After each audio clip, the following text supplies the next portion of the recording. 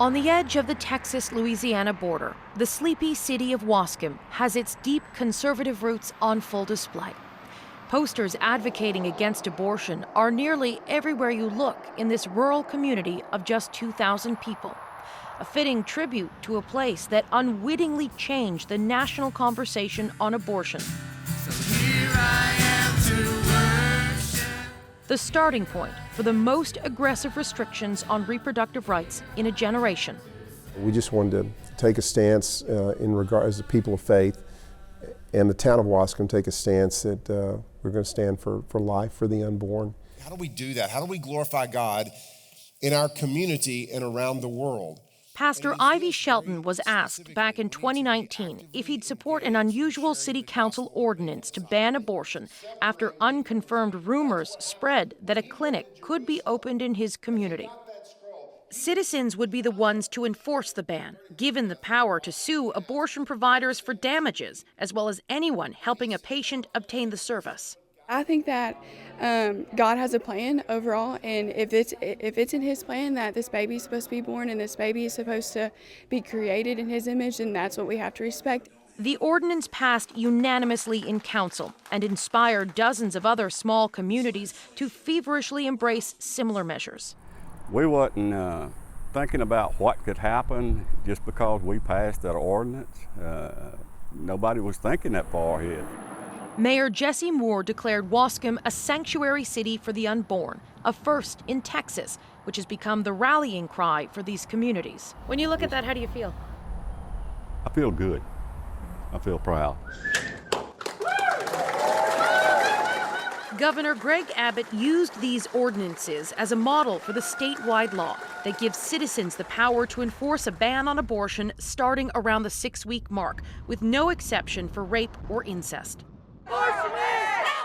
While a federal judge has temporarily suspended the law, it is written in a way that if the law is eventually upheld by the courts, abortion providers can be sued retroactively for procedures performed at this time. I want you to know that if you have an abortion, you are loved.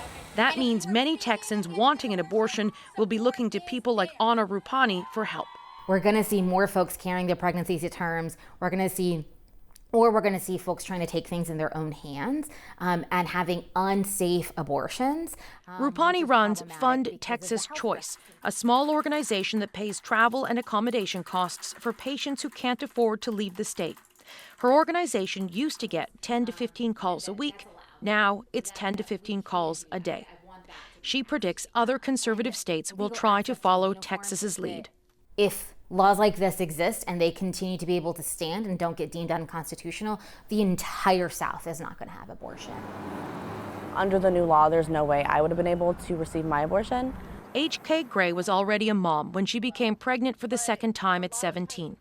Minors in Texas need parental consent to end a pregnancy, but Gray couldn't get that because her mom was in jail and her dad was homeless. So she had to go through a lengthy court process to prove to a judge she was mature enough to make that decision on her own. I called them at 2 weeks. I didn't get my abortion until I was 14 weeks, 5 days. And I just can't imagine having a 6-week time limit on it. That's just absolutely insane to me. It makes me really hurt for past me. And it makes me hurt for anyone that is having to deal with this now. No one should go through these barriers to access health care. We have agency. Gray is now a pro-choice activist, a single mom holding down 3 jobs to put herself through college to become a lawyer. She traveled to the Supreme Court to tell her story. It's frustrating because we've been here so many times before, and we have to continuously come back here and say the same things we've been saying. There is a deep sense of dread in this crowd that what's happening in Texas is a preview of what's to come. In December, the country's highest court will hear arguments challenging Roe v. Wade, the ruling that has protected abortion rights since 1973. There is a chance the conservative majority on the bench will overturn the landmark judgment, clearing a path for states to ban abortion altogether. Pastor Shelton sees momentum building on his side.